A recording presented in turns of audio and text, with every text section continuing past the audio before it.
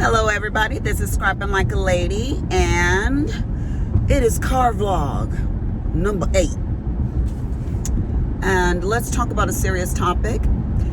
The other day, so we'll talk about something serious and something lighthearted, because God knows we ain't trying to be depressed. All right, we're my little eye watering. This dang on Texas, these allergies. Okay, there. Serious topic. When my little brother committed suicide is a serious topic. And then we'll talk about something lighthearted, something funny, something to lighten the mood. Let's do that.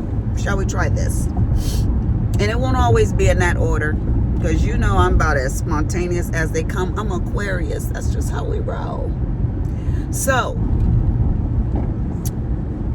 this happened about, this is 2021. I want to say it has been 6 years.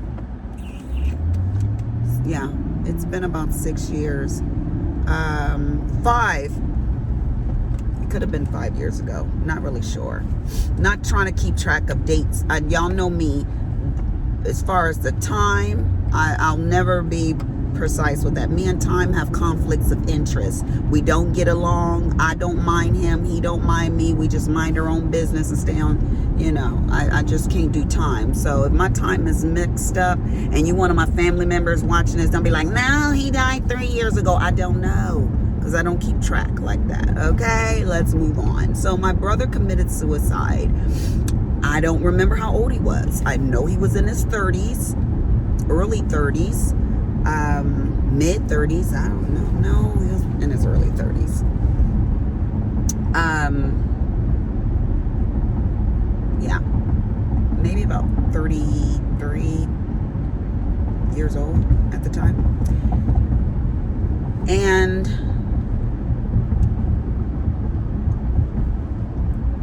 how did I feel about it? So let me just give you all the background of everything, and for you can get a full picture. First of all, there's a hell of a lot of us. There's 12 of us total that are my father's biological children. There's 10 of us, and then 2 of them are not my father's children. But anyways, we claim them all. We don't have any steps and halves. I told you guys this. We don't do that. We just say you are brother, you are sister. Hell, sometimes they don't even be your brother and sister. They be your cousins. We be like, that's my brother. We don't know. Okay, moving on. It's a black thing, I guess. I don't know. No, I don't think so, because some of these country white folks be like, oh, I just call her auntie, but she ain't really my aunt. She's just my mama's good friend. So it ain't a color thing. It's just a thing. So I am the second oldest. There's my sister Sean, and then myself, and then my sister Asia. But before Asia, my father had a son with one of his girlfriends. So then there's Sean, Lisa, Tracy, Asia, Roman, who is the one that committed suicide, Christian, Little Richard, Randy, Micah, Tyler, Robert. Hey, there's a lot of us, okay? Let's just put it right there. There's a lot of us. Put us all in the room, you be like, Mr. Man can't keep it in your pants. I guess my daddy couldn't. And let me tell you something. You want to talk about an excellent father? Oh, who like super duper loved us. We knew my dad loved us. He told us he loved us. He would just, he was so freaking funny. Now y'all know where I get it from. Right. So, but we have the similar personalities. Like, you know, we ain't gonna take this life too serious. We gonna have a good time. And those of you who wants to roll with, let's do it, you know. So, Roman was a twin. And the twin died when they were infants. And He knew about it. Of course, he knew about it, you know, but I don't know how he felt about that. He never talked about it, you know. He was extremely smart academically. He was funny. He smiled easy, you know. I don't know. I just thought he was a great kid, you know. But then I left. I left when I was 16. So, because I told y'all about my stepmother. I say she immature, but you know what? The more I got to thinking about that, no. That wench just crazy. She was just crazy. And my husband reminded me of that. So let me just scratch what I said about her just being immature. It probably was immaturity, but she was crazy too. So my little brothers went to foster care when my father died. My dad died in a car accident when he was 36 years old. And I'll tell you guys about that because my dad was my best friend. He was my best male friend. We talked every single day on the phone. So when my dad died, Roman was about 8 years old. And he was my dad's little buddy. Everywhere you see my dad, if my dad was fixing the air conditioner, Roman was right there handing him tools, you know. Whatever my dad was doing, Roman was right there with him. So when dad died, Roman took it really, really hard. And his whole disposition seemed to change when dad died. He might have been 10. Again, don't quote me on this. I just know that it really affected him all his life. So when he was a teenager, he was put out for misbehaving. At least that's what my stepmother said. The story I got is that he was going over to other people's houses and he didn't want to come home. And she said, fine, then stay. So that's what he did. That was his biological mother, not my biological mother. So let's see. Roman, how do I say? He got into the drug scene and started taking drugs, you know. Light stuff, you know, pot and everything like that. And of course it leads to other stuff, you know, or it can lead to other stuff. But he said that if he ever got back on drugs, he was going to kill himself. So when he killed himself, everybody was like, oh, he must be on drugs, you know. But the toxicology said he ain't had nothing in his system. And so that wasn't the reason he did it. We really don't know why he did it, because there was nothing really negative going on in his life. He was living with my brother, Richard, who has a dojo business, and they were opening up a second center. And Roman was about to get his own place. And he wasn't dating or seeing anybody at that time. And my little brother, Richard, and his wife went out. And when they came back, that evening, they found him dead. He had the story that was told to me. Well, I'll tell you exactly what happened the day I found out. How about some of that? Because y'all nosy, y'all know y'all want to know these details, honey. Because you know what, when people telling me stuff, I be asking questions. So I be like, and then what happened? And then, I want to know all the details. What color the socks and drawers was. Just give me all the details. So this is the details as far as I remember it. I was at work. I had a suite in the hospital with Dr. Herzog. And my room, the way the suite was, could lead out to the main hallway. I didn't have to go through the whole office. I could just leave out my suite, and, you know. So my phone rang, and I had a patient on the bed. And I was like, oh, God, I got a phone call, you know. And I looked down, and my phone was buzzing, and it was someone calling me. And when I say someone, it's because I don't know if I'm suppressing it or what, but I can't remember who it was.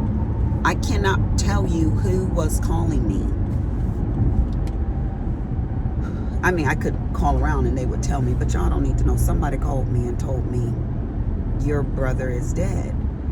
And you know how those times in your life, you need to stop. Let's let these people go by. Be careful, baby. Now, this is a bad way to get into a car accident. Go on. Go on. We all letting y'all go by. So, oops, sorry. I'm sorry. So I should have let them go out past. We let these people come. We should have let them go. So I was like, side. Oh, my bad. So, they said Roman is dead over and over again in my ear. And I was like, sorry, I don't understand English. Those words mean nothing to me. And they asked me if I understand. Do you understand what I'm saying? Can you hear me? Or something along those lines. And I was like, I'm going to have to let you go because I don't understand what you're saying. You know, I don't know a Roman. You know, I don't know a Roman. The only Roman I know is my little brother. So I'm sorry. So I hung up.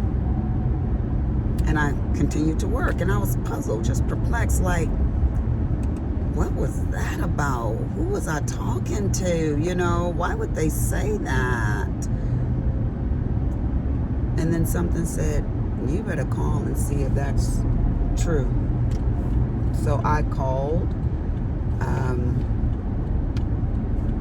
my little brother, not my little brother, excuse me, my little sister. And she said, yeah, Roman committed suicide.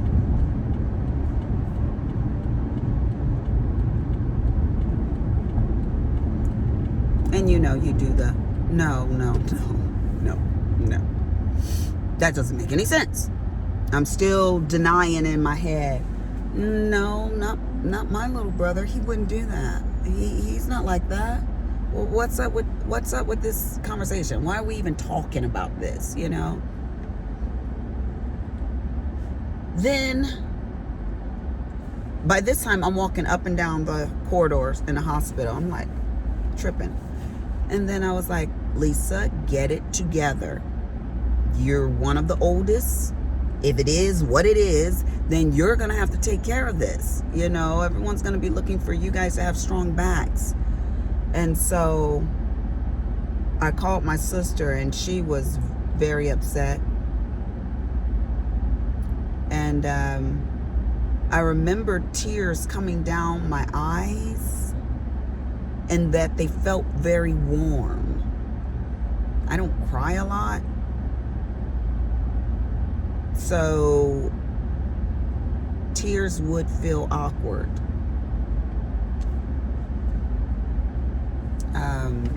Yeah, it takes a lot for me to cry. Let me see. In a year's time, let's move around a little bit on this story.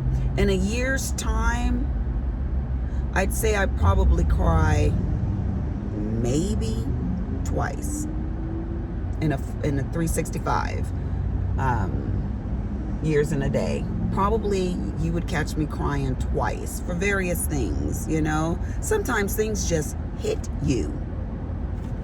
And sometimes not. Sometimes I probably go years without crying. So I don't know. I'm probably giving myself the benefit of the doubt. But my husband, he a little sissified man. He cried for everything, girl. What, Jesus?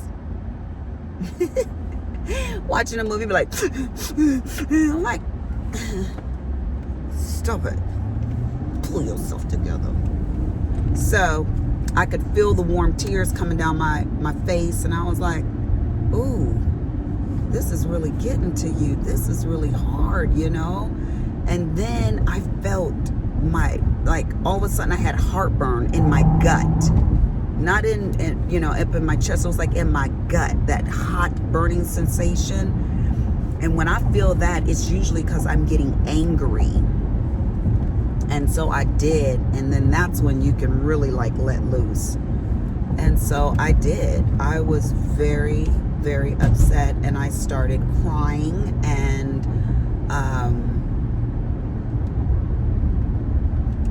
someone in our office I was talking to my sister, and that person overheard me say, well, was he on drugs? Did he go back on drugs? And so they assumed that my brother died from a drug overdose. And I was saying, no, he didn't. And sure enough, when the toxicology came back, he had no drugs in his system. But those people had told other people, oh, he died from a drug overdose, or he did it because he was on drugs or went back on drugs or whatever. And I was just like, really? Okay. But honey, you can't stop folks from doing what they doing. Everybody like a little bit of gossip. So it is what it is. So then we had to figure out what we were going to do.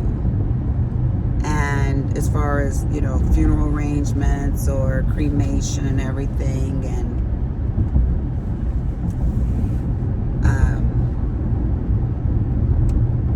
but let me tell you this part, a little more details.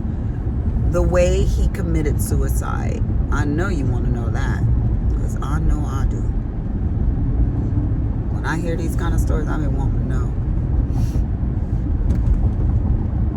Go ahead and tell you. Oh, my bad. So he hung himself in a very peculiar way. He hung himself on his weight bench. So he tied a tie around his neck. I don't know if it was an actual bow tie or a tie or a rope. I just know he tied something around his neck, and he sat down. Did you hear what I said? He sat down.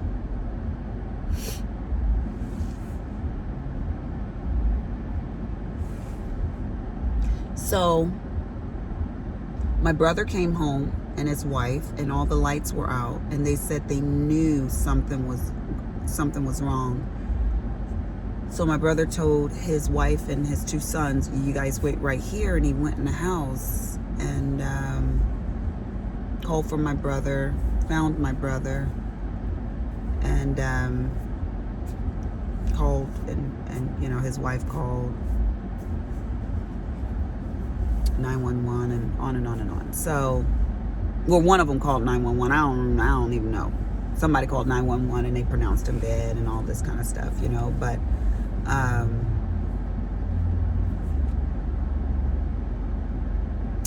then we had to do the funeral arrangements. And my sister Sean said she would put in, and my brother said he would put in. We decided to do a just cremate him, you know. And it's not very expensive. And sorry, you guys, if I say that, don't get offended, because what I think is expensive, you might think is cheap, and what I think is cheap, you might think is expensive. So people, put your feelings aside when I quote how I feel about, you know, the price of things. I think it was anywhere from $800 to $1,200. I think, you know, I think it was. And so my brother said he would send me the money, and Sean said she'd pay on it, and nobody ever did. But I feel like it really was my responsibility to pay, and I'll tell you why. I called the crematory and told them that I wanted to see my brother before they cremated him. And they said, oh, you don't want to see him like this, yada, yada, yada. And I'm like, he's only been dead for 3 days, 4 days, something like that at that time. And he's been in a refrigerator. So how bad could he look? And I said to the lady, she was really trying to talk me out of it, and we just received him in, and da-da-da-da-da-da-da. And I said, honey, and she said, we're probably going to be cremating him at 4 o'clock, and it's 2 o'clock now, and we're all the way in Rowlett, and you're in Plano, you know. And I said to her, I hear everything that you're saying to me, but let me tell you this. If I can't see my brother before you cremate him, I won't pay for it. I'm not gonna pay for it. Her whole tune changed. She was like, did this scallywag say she ain't gonna pay us? Mm-hmm. She sure did. Don't play. So she was like, fine. If you can get here within the hour, we can do it. I bidded everybody goodbye in my office. I rolled out. I got to that crematory and they rolled him to the glass. Beautiful place. It was beautiful. If I got to go, I want to go in a place like that. Y'all come and see me somewhere beautiful. Don't let it be cheap. So, oh, here come my little ugly son. So, what happened? So, they rolled him to the glass and then they opened up the curtains, and then I look at my brother and this cardboard box wrapped in a white sheet. I'm not done yet talking. Wrapped in a white sheet, and he's mad at me, my little son. He's like, yeah. So the only thing that made me very, very upset was the fact that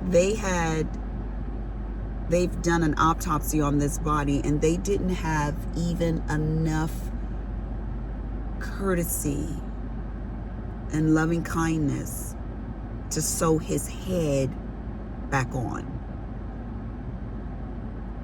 Well, excuse me, his scalp back on. So his head was cut from here all the way around. Why couldn't you have taken a sheet and draped it? No, they didn't do that.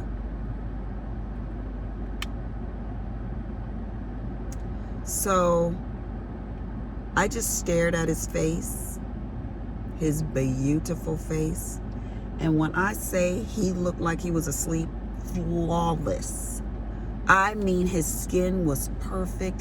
The complexion was perfect. He didn't look ashen, or he was perfect. And I said, Roman,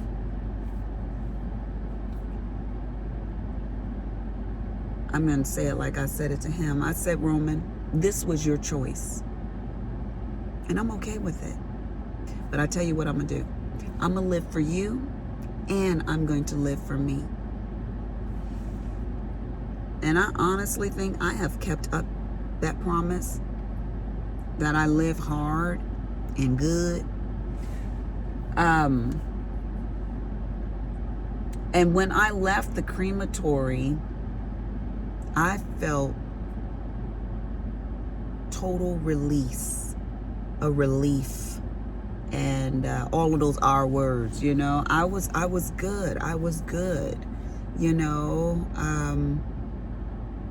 Do I wish it hadn't have happened? Of course. Did I have any control of it? No. So only thing I can control is how I handle it. And so I feel like I handled it great. I really do. Do I think about that baby? Oh, I think about him, you know, and I think about what his life could have been and should have been according to my standards, you know. But hell, that's not what he wanted, apparently, you know. And I always say, you know, because anybody can be suicidal at any time, you know, but just wait one more day, because every day is different from the last day. There is no 2 days that are the same, you know. So just wait 24 hours and think about this thing. Go get with somebody and get their opinion on whether or not you should do it. So he had tried to get in contact with me 2 weeks prior to him committing suicide, and I feel really bad about that I wasn't able to talk to him, you know, because maybe he would have shed some light you know, on his situation or what he was going through, or mentally, you know, bogged down with what, you know. I don't know, but yeah. Did I handle it good? I think I did. Does it plague me or bother me to the point where I can't function? No, it didn't, and it won't, you know, because again, it's all in the way that you handle things, and I want to handle it the best way that I can.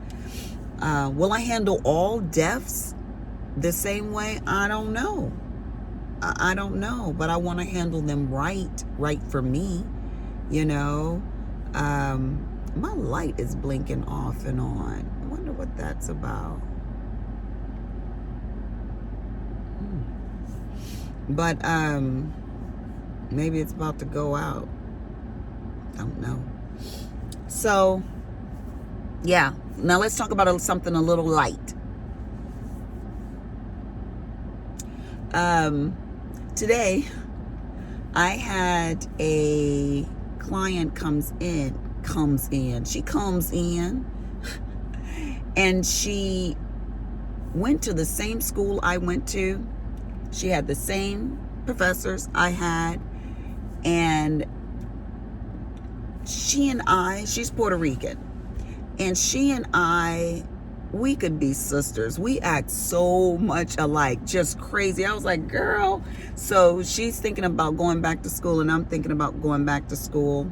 Not that I need to, Charlie, but I just love going to school. Y'all know, I told y'all before, I just love going back to school. So I just love going to school.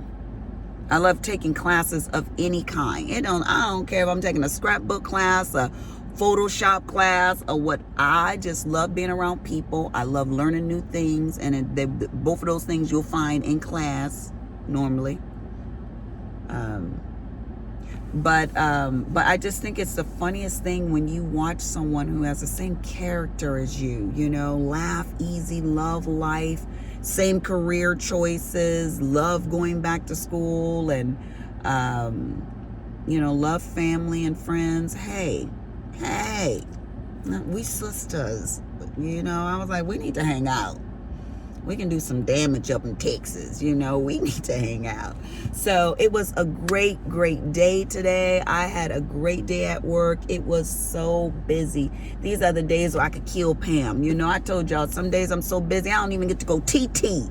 No, I'm like, you know how you got to go TT so bad, you get a little burning sensation. You're like, oh, I got to go pee.